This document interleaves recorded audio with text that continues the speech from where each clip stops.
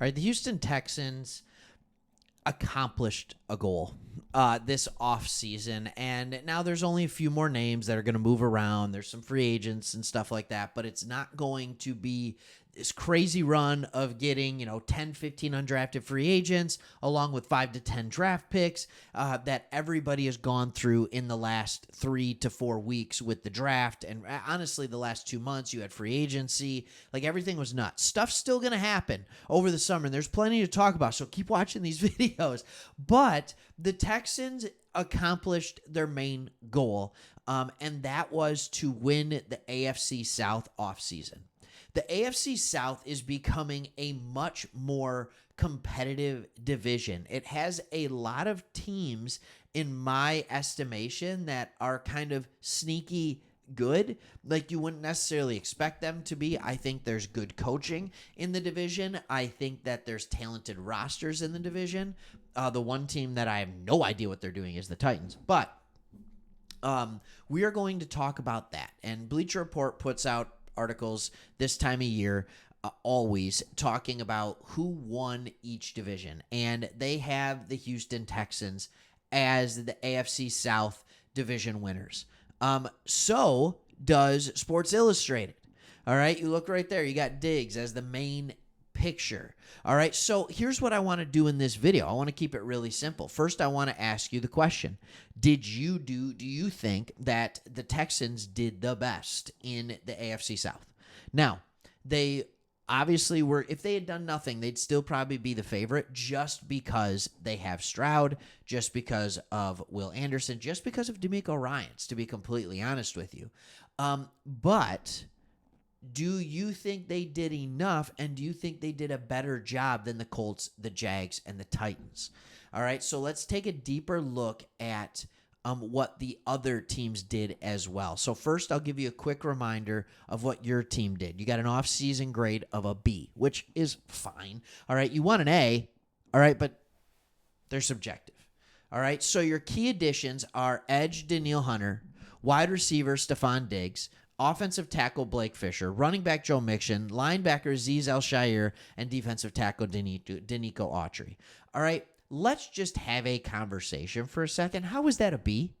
All right, now, I understand you still are winning the South with that B, but that's not a B.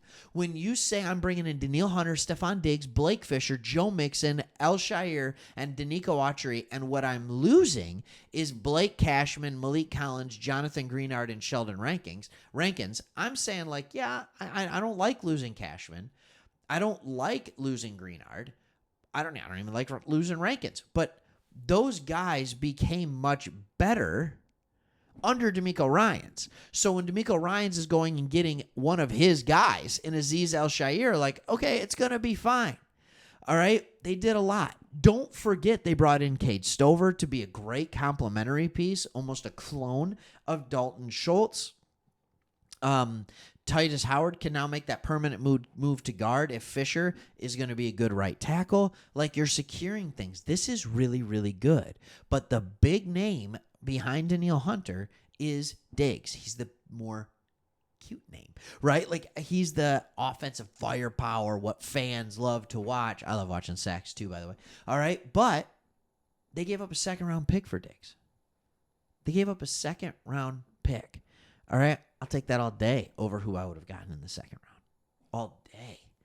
All right, so you give a good, proven player. Now, the only team that made a run for you is the Colts, and I believe that this is the second best coached team in the division. I think both the collapse of the Eagles and the ability for the Colts to make the playoffs with Gardner Minshew as their quarterback proves that Shane Steichen was the real brain behind what was going on in Philly. And he is now, unfortunately, in your division. But look at the key additions and subtractions. Their key additions are Joe Flacco and Laiatu Latu. Okay. Like, that's not a lot. You got a backup quarterback that's not as good as what Gardner Minshew was, and you lost Minshew and Moss. Now, they used most of their talent, or most of their free agency money, to keep their own talent. This isn't a bad move when considering their own talent with Zaire Franklin, Michael Pittman, Kenny Moore, all of those kind of stuff. All right, I get it. The Colts made the playoffs, and their thought process is now when we get Anthony Richardson we'll be even better. But here's the point. When you're bringing everybody back, which is what you want, right? That's what you want. You get to a point where you just want to re-sign your own players. But when you're bringing everybody back, there comes to a point where you realize, like, hey, we're staying as good, but other people are getting better, all right? Because that's just the way it goes. Could they have spent that money more smartly? I don't know. I don't know that they could have. Could they have used some of it to get more draft capital? Maybe. Here's what I'm saying. It wasn't bad. That's more of a true B. It's kind of all right, they brought back what they had. They were a playoff team, and I thought they had a good pick with Latu, believing that his next better. But still, Houston did better. They spent their money better. All right, now you've got the Jags. All right, key additions. Okay, they got a new center. They got a new DB, a couple of them. All right, they got Eric Armstead, Gabe Davis. They gave him a lot of money. Then they drafted Brian Thomas Jr., who's kind of the same player as Gabe Davis. They got Devin Duvernay, and they got Mac Jones. They got rid of Calvin Ridley, which I wouldn't have paid him $20 million a year either. Brandon McManus, Darius Williams, Rayshon Jenkins, and Foley Fatukasi. Look, I don't know if it even makes sense to me what they're doing. Like, to an extent, I understand it. Like, Trevor Lawrence never connected with Calvin Ridley. He just didn't. All right. In fact, when they stopped trying to force feed Calvin Ridley and just started throwing it to Kirk again, their offense took off. But they have a quarterback who has been often injured in the last 2 years, just battling injury all year, and all they did was go out and get a new center to protect him. And they spent all their money and all their capital on other things. It doesn't really make a lot of sense to me. If you believe that Trevor Lawrence is the franchise, get him an offensive line. Like, most teams talk about building through the trenches, right? Which the Texans are actually doing a pretty good job of doing. And then you have the Jaguars who are like, you know what? We're going to do the exact opposite. We're just going to get pretty good players on the outside, and we'll worry about the trenches when we have to. Doesn't make sense. It just doesn't make sense. Yes, they still have Josh Allen. They still have a good defensive line. They still have,